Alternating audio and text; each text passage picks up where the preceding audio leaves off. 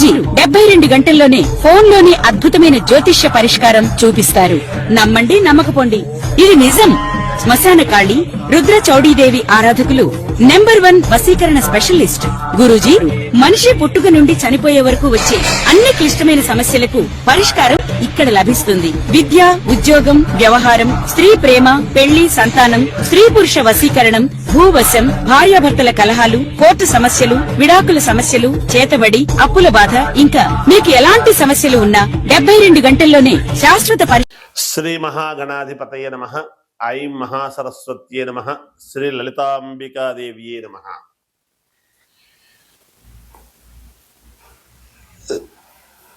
ఈ సెప్టెంబరు మాసము 7వ తారీఖు ఆదివారము చంద్రగ్రహణం అనేటువంటిది ఉన్నది.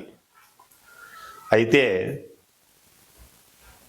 ఏ ఏ రాసులకు ఎలా ఉంటున్నది, ఈ గ్రహణము వలన ఏమిటి పరిస్థితులు ఎలా ఉండబోతున్నాయి అనేటువంటి దాని గురించి ఇప్పుడు మీకు సంపూర్ణముగా తెలియజేస్తాను.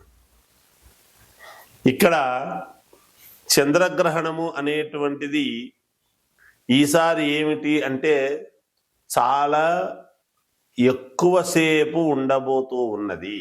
అంటే రాత్రి 7వ తారీఖు రాత్రి 10:30 దగ్గర నుండి 1:30 సమయము దాకా, అంటే 1:30-2 గంటల దాకా ఉండబోతూ ఉన్నది ఈ సంపూర్ణ చంద్రగ్రహణము అనేటువంటిది. ఎప్పుడు ఆ రోజు ఏమైంది? ఆదివారము. ఇక్కడ శతభిష నక్షత్రము, తర్వాత పూర్వభాద్ర నక్షత్రము, కుంభరాశి.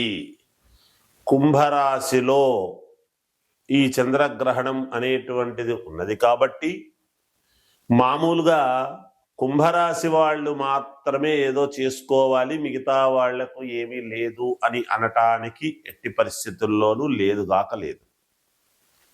అయితే అసలు ఆదివారం రోజు కుంభరాశిలో ఇది అవుతూ ఉండేటువంటి దాని వలన ఏ ఏ రాసుల వాళ్లకు ఏమిటి ఎలా ఉండబోతుంది అనే దాని గురించి కనుక ఒక్కసారి మనం ఆలోచన చేసినట్టయితే, అంటే చాలాసేపు ఈసారి ఇంత సంపూర్ణ చంద్రగ్రహణము అనేటువంటిది ఇంతసేపు వచ్చినటువంటిది ఎప్పుడూ కూడా మనం చూడలేదు. కనుక పైగా ఆనాడు పౌర్ణమి, నిండు పౌర్ణమి అంటే అమావాస్య అంటే చంద్రుడు ఎలాగో ఉండడు, క్షీణచంద్రుడుగా ఉంటాడు. పౌర్ణమి నాడు గ్రహణము పట్టటం అనేటువంటిది ఇక్కడ మనం విశేషముగా చెప్పుకోవాలి. ఏమిటి విశేషం అంటే దేనికి ఎటువంటి విశేషాలు, ఎటువంటి ఇబ్బందులు అనేటువంటి దాని గురించి ఆలోచన చేయాలి. నిండు పౌర్ణమికి మరి గ్రహణము పట్టడం అంటే రాహుగ్రస్త గ్రహణం, రాహువే కదా పడుతూ ఉన్నాడు. ఆ రాహువు కుంభంలోనే ఉంటున్నాడు గోచార రీత్యా. పైగా ఆదివారం ఏమిటి? సూర్య భగవానుడికి వారము చాలా ముఖ్యమైనటువంటిది. ఆరోగ్యం భాస్కరాదిచ్చేత్ అని మనం చెప్పుకుంటున్నాం శాస్త్రంలో. అయితే ఈ సూర్య భగవానుడి యొక్క అనుగ్రహము ఆ రోజు ఎలా ఉండబోతూ ఉంది, ఆ రోజు పరిస్థితి ఏమిటి? మరి చంద్రగ్రహణము కదా, ఆదివారము. మనము తిథేశ్చ శ్రేమాప్నోతి వారాద్ ఆయుష్యవర్ధనం నక్షత్రాత్ హరతే పాపం అని మనం చెప్పుకుంటాం. ఏది? ఉగాది పండుగ నాడు. పంచాంగము అంటే ఏమిటి? తిథి వార నక్షత్ర యోగ కరణములు కలిస్తే కదా పంచాంగం. మనం పంచాంగం ఎందుకు చెప్పుకుంటున్నాము? తిథేశ్చ శ్రేమాప్నోతి నక్షత్రాత్ హరతే పాపం.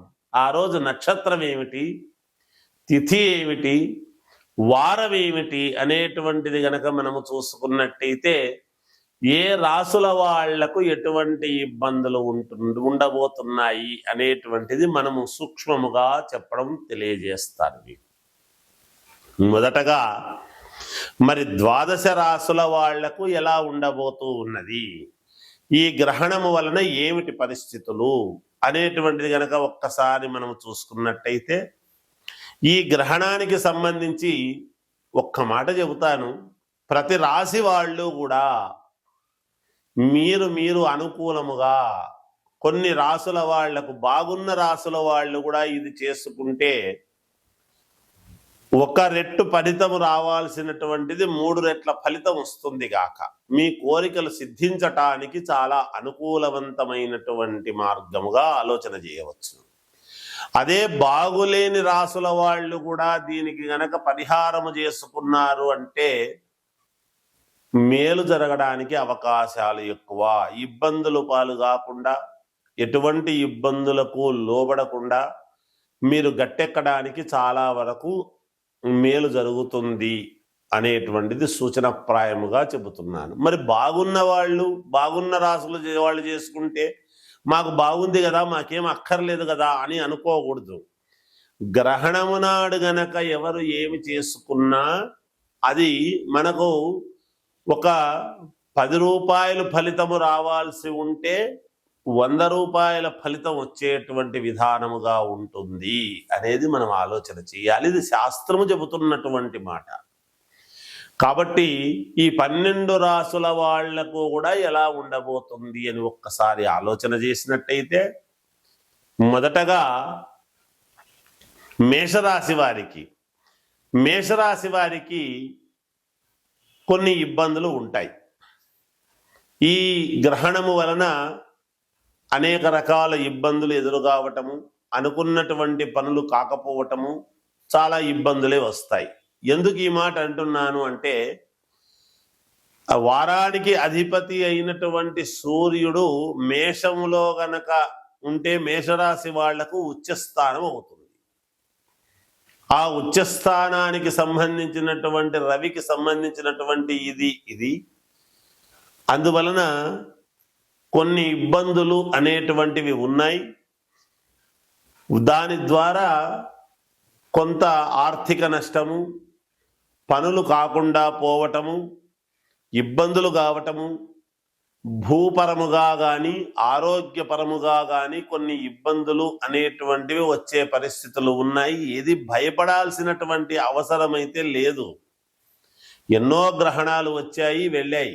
కానీ ఇది సుదీర్ఘమైనటువంటి గ్రహణము కాబట్టి దానికి సంబంధించినటువంటిది కొంచెం ఎవరికి వాళ్ళ జాతకాన్ని బట్టి మీకు నచ్చినటువంటి వాళ్ళ దగ్గర ఒక్కసారి చూపించుకొని దానికి సంబంధించినటువంటి దోష పరిహారము అనేటువంటిది ఎప్పుడైతే చేసుకుంటారో ఆ గ్రహణ దోషం అనేటువంటిది తొలగిపోయి మీకు మేలు జరిగేటువంటి అవకాశాలు ఉంటాయి అనేటువంటి విధానముతో తెలియజేయడమే తప్ప వేరే అభిప్రాయం కాదు కదా అది.